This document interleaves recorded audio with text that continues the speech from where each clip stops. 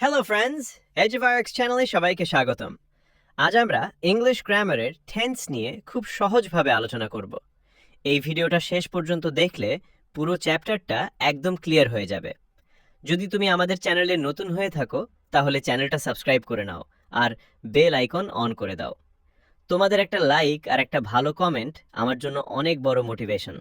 এটা আমাকে আরও ভালো ভিডিও বানাতে হেল্প করে। আমি নীলজ দাস। চলো ভিডিওটা শুরু করি। For the final countdown. The show starts. Tense বলতে বোঝায় কোনো কাজ সম্পন্ন হওয়ার সময়কে, অর্থাৎ কোনো কাজ কখন ঘটছে এই সময়কেই আমরা টেন্স বলি। ইংলিশে স্পিকিং এবং রাইটিং দুটো ক্ষেত্রেই টেন্স অত্যন্ত গুরুত্বপূর্ণ, তাই টেন্সকে বলা হয় soul of English language. Tense প্রধানত তিন প্রকার। 1. প্রেজেন্ট টেন্স, বর্তমানকাল। 2. past tense, অতীতকাল। 3. ফিউচার টেন্স, ভবিষ্যৎকাল। যে কাজ বর্তমানে হচ্ছে বা নিয়মিত ঘটে তাকে প্রেজেন্ট টেন্স বলে।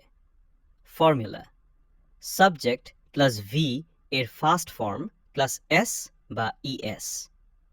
Example: I go to school, আমি স্কুলে যাই। I am going to school, আমি স্কুলে যাচ্ছি। এখানে কাজটি এখন হচ্ছে, তাই এটা প্রেজেন্ট টেন্স। যে কাজ অতীতে সম্পন্ন হয়েছে বা চলছিল তাকে পাস্ট টেন্স বলে। ফর্মুলা: সাবজেক্ট প্লাস ভার্ব এর second form plus objective. Example: I went to school, আমি স্কুলে গিয়েছিলাম। I was going to school, আমি স্কুলে যাচ্ছিলাম। এখানে কাজটি আগে হয়েছে, তাই এটা পাস্ট টেন্স। যে কাজ ভবিষ্যতে হবে তাকে ফিউচার টেন্স বলে। ফর্মুলা: সাবজেক্ট প্লাস will বা shall প্লাস verb এর ফার্স্ট ফর্ম।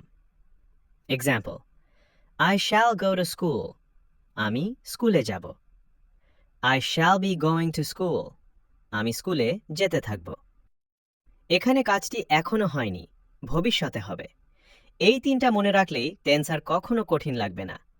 তো আজকের মতো এখানেই ভিডিও শেষ করলাম। আগামী ভিডিওতে আমি প্রেজেন্ট টেন্স, পাস্ট টেন্স এবং ফিউচার টেন্সের প্রকার নিয়ে বিস্তারিতভাবে বাংলায় আলোচনা করব। তাই চ্যানেলটি সাবস্ক্রাইব করে রাখো যাতে পরের ভিডিওটি মিস না করো। আমি নীলজ দাস, আবার দেখা হবে পরের ভিডিওতে।